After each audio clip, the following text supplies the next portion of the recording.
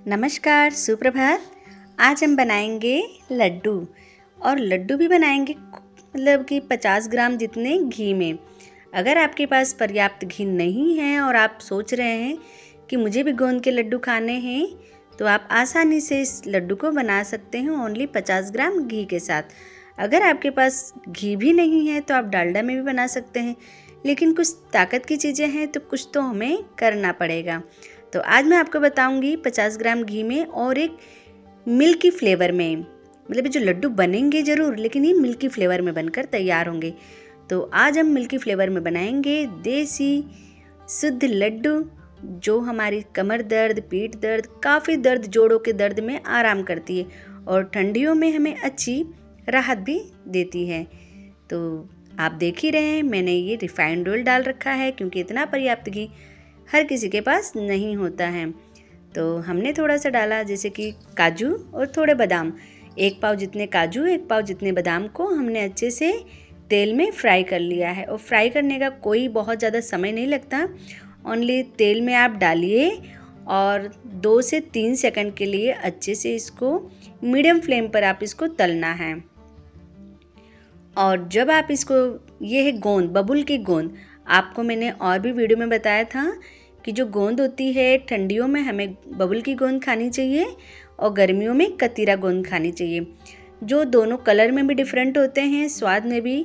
स्वाद में तो थोड़े से डिफरेंट है लेकिन कलर में बहुत डिफरेंट है। जो कतीरा गोंद होती है वो वाइट कलर में होती है, जैसे कि ट्रांसपेरेंट आपको दिखेगी, और जो बबुल की गोंद होती है वो थोड़ी रेड में होती है, हल्की शाइनिंग में। तो इन दोनों का फ़र्क तो आप समझ चुके हो। और बबुल की गोंद तलने के लिए तेल का टेम्परेचर हाई होना चाहिए, मतलब कि एकदम धुआं वाला भी हाई नहीं चाहिए, लेकिन हमको टेम्परेचर हाई टू मीडियम में चाहिए कि जिससे पफ फ्राई जो होते हैं ना, उसी तरह पफ की तरह ये भी फूलना चाहिए। आप देख रहे हैं जैसे मैं तेल में डाल रही हूँ वैसे ही ये जो हमारी गोंद है वो उठकर ऊपर आ जाई हैं। बस यही है परफेक्ट। और जब आप हाथ से इसको फोड़ेंगे ना तो अच्छे से पफ राइस होती है, पफ राइस की तरह अच्छे से ये फ्राई हो जानी चाहिए, मतलब एकदम फूल कर आनी चाहिए। तब समझे कि आपकी गोंद अच्छे से ये भुन चुकी है। और इसमें हम थोड़े से डालेंगे मूंगफली के दाने। तो आप सभी को पता होगा गर्मियों और ठंडियों में मूंगफली के दाने ज़रूर खाने चाहिए, क्योंकि मूंगफली के दाना गर्म होता है जो ठंडियों में हमें बहुत राहत पहुंचाता है। जिससे सर्दी, खांसी, जुकाम होते हैं तो हम अपने बच्चों को थोड़ा थोड़ा छोटे छोटे पीसेस लड्डू बनाकर, या बुरादे में अगर आप देना चाहें तो चम्मच के साथ, मतलब 1-2 चम्मच डेली आप दीजिए। आपके बच्चों को ठंडक से भी बचत रहेगी और ठंड भी नहीं लगेगी। काफ़ी चीज़ों में राहत होती है जो हर किसी माँ को पता है आजकल। तो अब चलो बनाना स्टार्ट करते हैं। तो जैसे कि आपने देख लिया, मैं इसमें लड्डू में दे रही हूँ इलायची का फ्लेवर। तो आपको जो फ्लेवर पसंद हो, वैसे तो लड्डू में इलायची का फ्लेवर पसंद आता है सभी को। तो हमने लड्डू में डाल दिए हैं 2 से 3 इलायची दरदरा कर, और ये डाल दी सूजी। तो सूजी भी हमने 1 पाव जितनी सूजी डाली है। आप चाहे क्वांटिटी इसकी बढ़ा सकते हैं। और आपने घी की मात्रा देख लिया, मैंने 2 से 3 टेबल स्पून जितना घी डाला था इसमें। अब आपको देखो परफेक्ट क्या होता है, आप घी कितना भी डाल दो इसमें, लेकिन परफेक्ट होती है इसकी भुनाई। अगर आपने इसका कच्चापन अच्छे से दूर कर दिया है, मतलब इसके कलर को आपको धीमी फ्लेम पर चेंज करना है, हाई फ्लेम पर नहीं चेंज करना है। मतलब 5 से 6 मिनट आपने सूजी को अच्छे से भून लिया। 5 से 6 मिनट सूजी भूनने के बाद में आप डाल देंगे इसमें गेहूं का आटा। अगर आप इस स्टेज पे कोई और भी आटा डालना चाहें तो डाल सकते हैं। आप आटे की जगह पर बेसन भी डाल सकते हैं। मतलब आपको बेसन या आटा जो भी कम ज़्यादा करना है, कोई भी फ़र्क नहीं पड़ने वाला इसमें। आप जो भी मतलब क्वांटिटी में रखना चाहें, बेसन को या आटे को या सूजी को रख सकते हैं। बस परफेक्ट बात ये होती है कि आपको इसकी भुनाई जो होती है वो बहुत परफेक्ट तरीके से करनी होती है। तो आपने देख लिया, मैंने छोटे छोटे बारीक कटे हुए छुहारे थे, उसको भी डाल दिया। जब आपको ऐसा लगे कि अब आपकी सूजी या आटा जो भी आपने भून रहे हैं वो भून चुका है, 80% भून चुका है, 20% बचा हुआ है, तो उसी स्टेज पर छुहारा डाल दीजिए, किशमिश डाल दीजिए। अगर आपको काफ़ी दिन तक स्टोर करना है, जैसे महीने, जब 2 आपका महीने के लिए आटा स्टोर करना है, सूजी तो भून आप जाए, किशमिश तब आप ना इसमें डालें। शक्कर या चीनी ऐड कर सकते हैं, लेकिन पीस कर, बिना पीसी हुई नहीं। 1 महीने तक आप आराम से इसको स्टोर कर सकते हैं, क्योंकि जो ये लड्डू बनकर तैयार होते हैं ये चाशनी के लड्डू नहीं होते हैं। और पानी जब इसमें पड़ता है तभी हमारे लड्डू या जो भी आप चीज़ बनाते हैं वो ख़राब होती हैं। लेकिन ये बिल्कुल आपकी चीज़ें ख़राब नहीं होंगी। और ये जो आप डाल रही हो, काजू बादाम और जो बबुल की गोंद थी, मूंगफली थे, इन सबको अच्छे से मैंने दरदरा लिया है। कुछ चीज़ें इसकी आधी हैं, कुछ पूरी हैं, कुछ एकदम फाइन से हो गए हैं।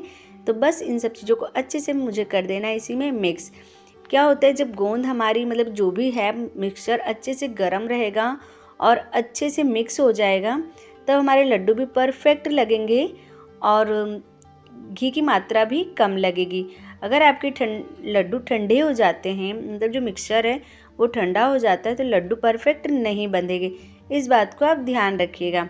तो इसको आप पहली बात तो सूजी को और जो भी आटा बेसन जो भी आप ऐड करें उसको मीडियम फ्लेम पर आपको भूनना है, हाई फ्लेम पर बिल्कुल नहीं भूनना है। और ये कम चीज़ों में बहुत परफेक्ट हमारी सेहत के लिए बनकर तैयार हो जाती है। तो मैं आपको छोटी सी छोटी बातों को शेयर करना चाहती हूँ, आपसे बताना चाहती हूँ।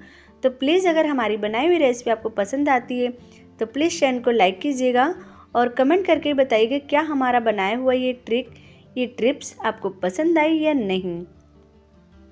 तो बस इसी तरीके से हम अच्छे से इसको मिक्स कर देंगे कि कहीं भी कोई कमी ना रह जाए। अब बारी आई, तो जैसे कि अब मैंने आपसे कहा था ना कि हम मिल्की फ्लेवर में बनाएंगे इसको, तो अब बारी आ गई है हमें मिल्की फ्लेवर देने की। तो हम मिल्की फ्लेवर देंगे, बहुत कम रकम है, मतलब 10 से 20 रुपये के अंदर हमारा इसमें मिल्की फ्लेवर भी ऐड हो जाएगा। तो पहले हम टेम्परेचर देख लेते हैं, बहुत ज़्यादा हीट तो नहीं है, तो नहीं बहुत ज़्यादा हीट ये नहीं है। तो अब हम डालेंगे अमूल का मिल्क पाउडर। इससे हमारा जो लड्डू बनकर तैयार होगा बहुत ही मिल्की फ्लेवर में तैयार होगा। और मीठा तो हम अपने अकॉर्डिंग डाल चुके हैं, लेकिन जो इसकी मिठास होगी ना वो बहुत ही बेहतरीन आएगी। तो अब इसमें हमने जो अमूल पाउडर और बाकी सब चीज़ें मिक्स कर दी हैं। अब इसको मिक्स करने के बाद इसमें डालेंगे हम घी। जो मैंने आपसे कहा था 50 ग्राम घी, 50 से 60 ग्राम जितना घी डालेंगे, लेकिन जो घी भी डालेंगे हम थोड़ा थोड़ा करके मिक्स करते हुए डालेंगे। और ये जो लड्डू हमारे बनेंगे, थोड़ा आप प्रेशर डालते हुए दबाते हुए ये लड्डू बहुत आसानी से बनकर तैयार हो जाएंगे। और एक बात का तो ध्यान ये रखना है हमको कि जब आप घी इसमें डालें ना तो थोड़ा थोड़ा करके डालें, एक साथ आप घी मत डाल दीजिएगा। या अगर आप एक साथ घी डाल देंगे तो क्या होगा, घी की क्वांटिटी अगर ज़्यादा हो जाएगी तो आपके लड्डू बंधेंगे नहीं। इसलिए जब भी आप इसमें घी ऐड करेंगे और इस स्टेज पर आपको घी ही डालना है और कोई भी चीज़ें नहीं डालनी है, और बहुत आसानी से बनकर ये तैयार हो जाती। तो आप देख सकते हैं हमारे लड्डू बड़े बड़े बहुत ही स्वादिष्ट बनकर ये तैयार हो गए। बस इसी तरीके से थोड़ा प्रेशर डालते हुए ये लड्डू बनकर तैयार हो जाएंगे। और अगर कोई भी प्रॉब्लम आती है आपको बनाने में तो आप कमेंट करके बात कर सकते हैं। मिलते हैं नेक्स्ट वीडियो में। राधे राधे, जय श्री कृष्णा।